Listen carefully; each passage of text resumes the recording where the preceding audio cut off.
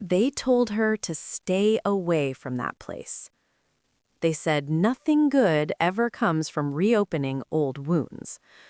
But on a cold Sunday afternoon, Lydia Harper stood in front of a crumbling nursing home with peeling paint and a rusted gate, and her hands were shaking, because somewhere inside that building was the man who destroyed her life.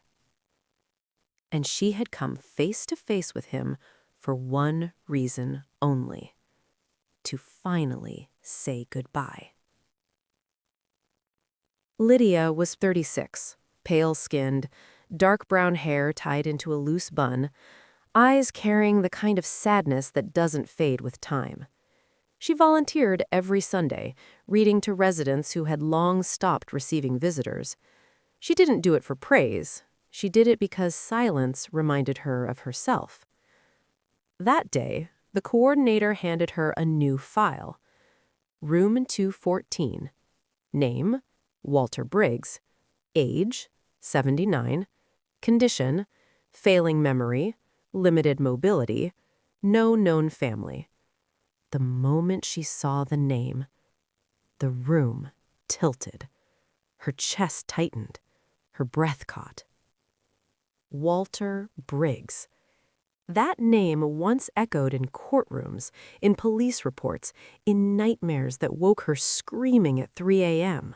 He was the man who had testified falsely against her father, the man whose lie sent an innocent man to prison, the man who died behind bars before Lydia could say, "He didn't do it." She almost handed the file back, almost walked away. But something deeper, heavier, pushed her forward. Room 214 smelled of antiseptic and old books. Walter lay on the bed, frail, gray-haired, eyes staring at the ceiling like he was waiting for something to end. "Good afternoon," Lydia said, her voice steady, somehow. No response. She began to read anyway. A simple story, a gentle voice. Minutes passed. Then, suddenly, his fingers twitched. "Margaret?" he whispered. Lydia froze. That wasn't her name. She swallowed hard and continued reading.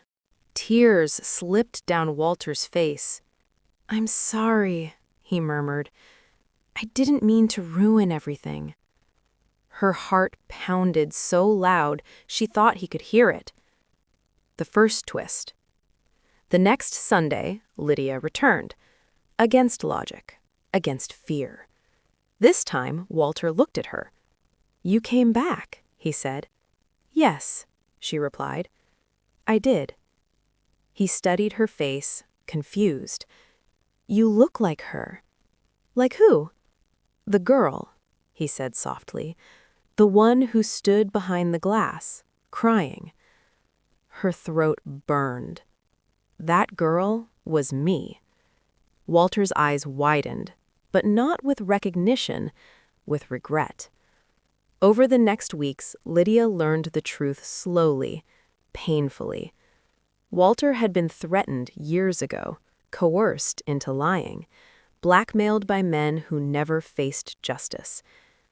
"I was weak," he said one afternoon, tears soaking his pillow. "I thought I was saving my own family." Lydia's hands shook. "My father died in prison," she whispered. Walter broke down, sobbing like a child. "I didn't know," he cried. Now, let's continue. The lowest point. One evening, Lydia arrived to find room 214 empty. Her heart dropped. A nurse stopped her. "He was moved," she said gently. "Critical condition." Lydia ran. Machines beeped softly as Walter lay unconscious. She stood there, angry, broken, torn.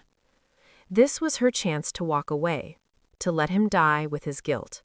Instead, she held his hand. "You took everything from me," she whispered through tears. "But I won't let hatred take the rest." A tear slid down Walter's cheek. Weeks later, a letter arrived. Inside was a legal document. Walter had confessed everything, signed affidavits, reopened the case. Her father's name was officially cleared. Lydia fell to her knees.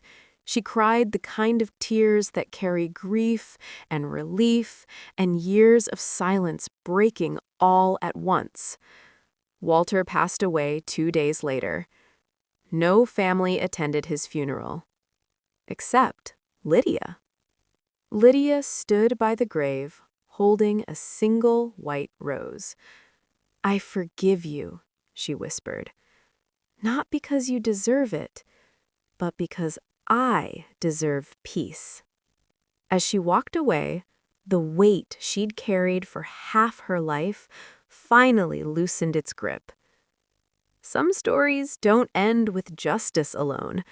They end with healing, with forgiveness, with the courage to choose light, even when darkness feels easier. If this story touched your heart, remember, kindness has a way of coming back, sometimes when we least expect it. Thank you for listening. You are always welcome here, and there are more healing stories waiting for you.